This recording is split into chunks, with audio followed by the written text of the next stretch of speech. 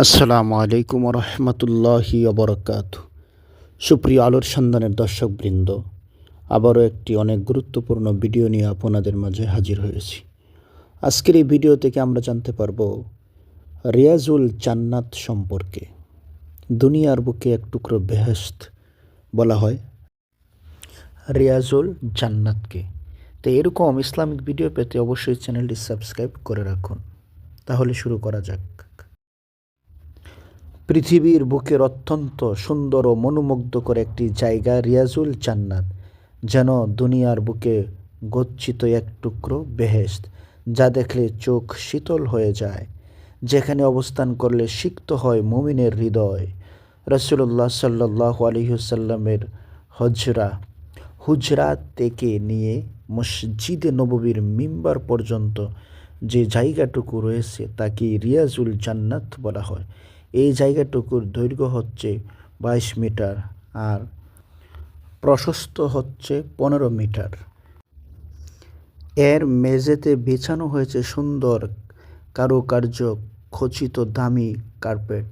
এর পাশে রয়েছে আসহাবে সুফফার স্থান,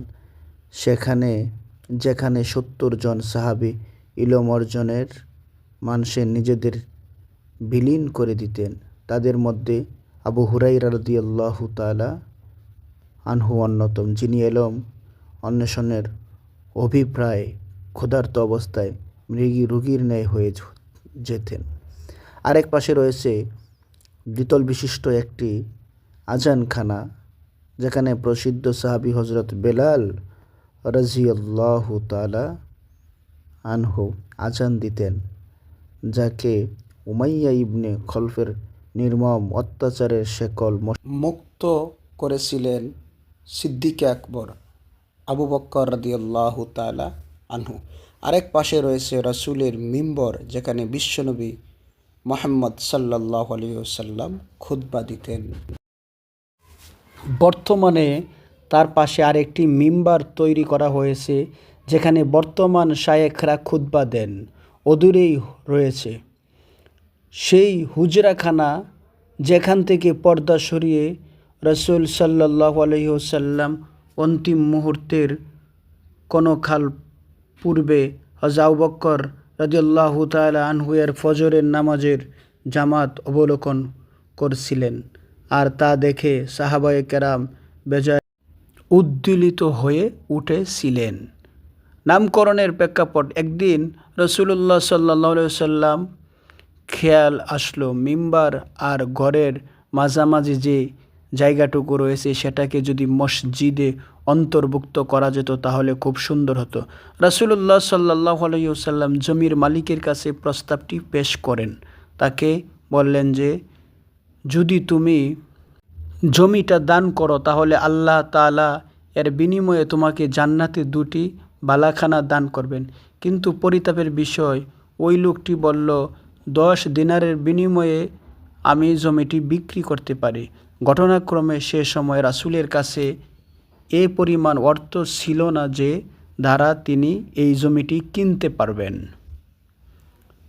অগত্যা রাসূল সাল্লাল্লাহু আলাইহি ওয়াসাল্লাম ফিরে এলেন।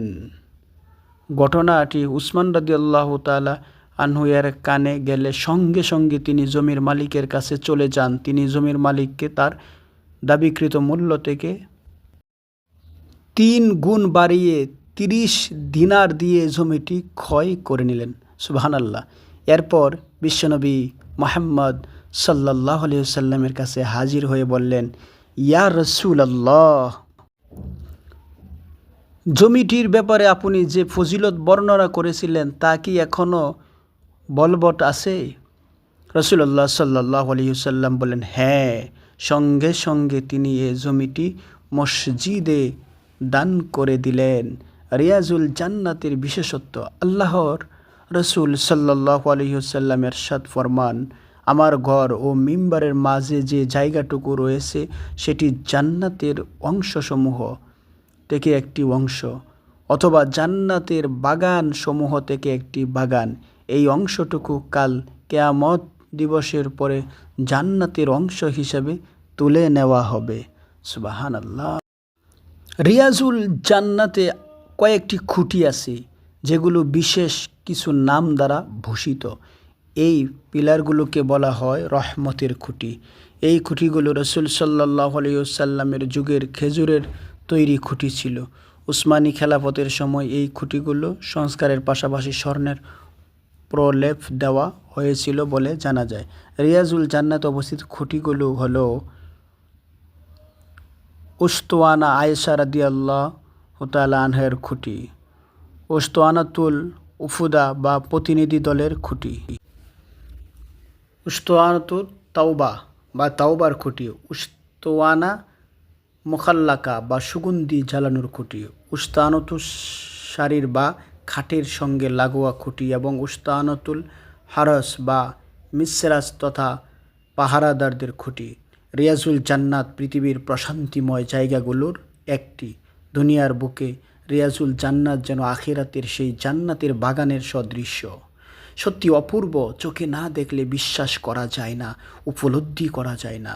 কারুকার্য, খচিত দেয়ালগুলো আর তারকা সদৃশ ঝরবাতি ওগুলো চোখ জোড়ানো সৌন্দর্য ধারণ করা হয়েছে।